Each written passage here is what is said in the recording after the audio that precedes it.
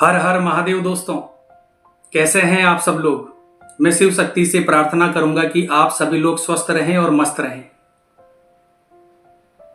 दोस्तों, क्या कभी आपके साथ ऐसा हुआ है कि बिना किसी वजह के अचानक आपके भीतर ओम नमः शिवाय की गूंज उठने लगी हो? क्या कभी जीवन के सबसे कठिन मोड़ पर आपके होठों पर अपने आप भगवान शिव का नाम आ गया हो, जैसे किसी ने भीतर से याद दिलाया हो कि तुम अकेले नहीं हो? दोस्तों, क्या कभी आपको ऐसा सपना आया है जिसमें शिव कुछ बोले नहीं, लेकिन जागने के बाद आपके भीतर सब कुछ बदल गया? और क्या कभी ऐसे संयोग बने हैं जिन्हें आप चाहकर भी सिर्फ इत्तेफाक कहकर टाल ना पाए हो? अगर ये सब चीजें आपके साथ हुई है दोस्तों, तो फिर प्रश्न ये उठता है कि क्या भगवान शिव सच में अपने भक्तों से संवाद यानी बातचीत करते हैं? दोस्तों, मेरी एक बात हमेशा याद रखना, शिव कोई शब्दों के देवता नहीं है, शिव कोई आवाज नहीं है, शिव एक अनुभूति है, शिव एक मौन है जिसमें पूरा अस्तित्व बोलता है। दोस्तों, मेरी रिक्वेस्ट है कि इस वीडियो को अंत तक सुनना, क्योंकि अंत में जो ऊर्जा तुम्हें छुएगी वो तुम्हारे जीवन की दिशा ही बदल देगी। दोस्तों, हमारे शास्त्र कहते हैं कि शिव अपने भगत से सीधे शब्दों में बात नहीं करते, क्योंकि जो सुनने योग्य हो जाता है उन्हें किसी प्रकार के शब्दों की आवश्यकता नहीं होती। दोस्तों, ये शिव वाणी उन लोगों के लिए है जिन्होंने कभी ना कभी अंदर से यह महसूस किया है कि कोई उन्हें देख रहा है, कोई है जो उनके आसपास है, कोई उन्हें संभाल रहा है, कोई उन्हें सही दिशा में ले जा रहा है। दोस्तों, शिव अपने भक्तों को पुकारते नहीं है, वो उन्हें जगाते हैं, उनकी आत्मा को जागृत करते हैं। जब कोई साधारण मनुष्य शिव के मार्ग पर चलता है तो शिव उससे 3 तरीके से संवाद करते हैं: संकेत, स्वप्न और संयोग।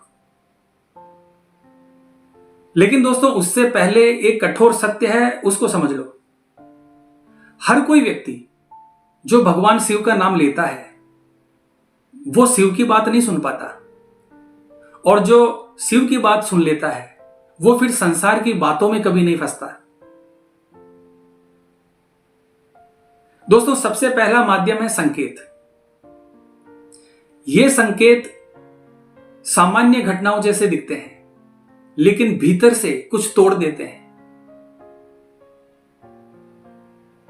बार बार शिव का नाम दिख जाना, त्रिशूल, डमरू का सामने आ जाना, अचानक से किसी के मुख से शिव से जुड़ा वाक्य सुन लेना, या बिना कारण के ही शिव मंदिर की ओर खिंच जाना।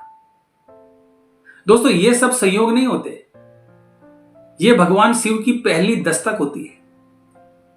जब शिव संकेत देने लगते हैं तो जीवन रुकता नहीं है, वो थोड़ा धीमा हो जाता है। जैसे शिव कह रहे हो कि भाग मत, सिर्फ देख। दोस्तों, जो भ्रम होता है वो बेचैनी लाता है, और जो शिव का संकेत होता है वो शांति छोड़कर जाता है। दूसरा माध्यम है दोस्तों स्वप्न।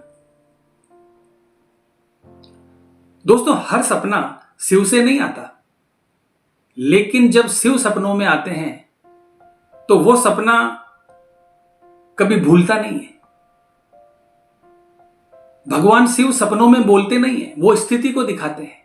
कभी पहाड़, कभी गुफा, कभी जल, कभी प्रकाश, और कभी केवल मौन। और दोस्तों, यदि सपना देखने के बाद आपका मन हल्का हो जाए, डर कम हो जाए, भीतर स्थिरता आ जाए, तो समझ लेना आपको शिव ने स्पर्श किया है। क्योंकि दोस्तों, शिव सपनों में डर नहीं देते, वो हमारी चेतना को जगाते हैं। तीसरा माध्यम है संयोग। दोस्तों, संयोग शिव का सबसे गहरा संवाद है। जब प्रश्न पूछे बिना उत्तर मिल जाए, जब किसी रास्ते पर जाने से पहले कोई घटना आपको रोक दे, जब कोई रिश्ता अपने आप छूट जाए, तो समझो शिव रास्ता बदल रहे हैं। शिव खींचते नहीं है, वो हमारे जीवन की जो दिशा होती है उसे ही मोड़ देते हैं। और दोस्तों, जो अक्सर टूटता है वो बचाने के लिए टूटता है, और जो छूटता है वो हल्का करने के लिए छूटता है। अब दोस्तों, एक गुप्त सत्य सुनिए। जब शिव संवाद गहरा करते हैं तो भगत का संसार छोटा होने लगता है। लोग कम, शब्द कम, इच्छाएं धीमी, और मौन गहरा होने लगता है। यह कोई दंड नहीं है, यह दीक्षा है। दोस्तों, यदि तुम्हारे जीवन में अचानक से अकेलापन बढ़ा है और भीतर की आवाज तेज हुई है, तो घबराइए मत। शिव आपके पास आ रहे हैं। अंतिम अवस्था है दोस्तों, मौन। दोस्तों, जब शिव मौन हो जाते हैं तो लोग सोचते हैं कि संवाद समाप्त हो गया। लेकिन सत्य यह दोस्तों कि यह संवाद खत्म नहीं हुआ, बल्कि संवाद पूर्ण होने वाला है। अब ना संकेत चाहिए, ना स्वप्न, और ना ही कोई संयोग। अब हर श्वास शिव है, हर दृष्टि शिव है, हर मौन शिव है। दोस्तों, ये अवस्था जहां शिव और भगत अलग नहीं रहते, वो एक हो जाते हैं। दोस्तों, यदि इस शिववाणी ने तुम्हारे मन या आत्मा को छुआ है तो वीडियो को लाइक और शेयर जरूर कीजिए, और कमेंट बॉक्स में लिखिए महादेव मेरे साथ हैं। और दोस्तों, साथ ही चैनल को सब्सक्राइब जरूर कीजिए। मिलते हैं दोस्तों इसी प्रकार की अगली वीडियो के माध्यम से। जय मां अंबे, जय श्री कल्याण।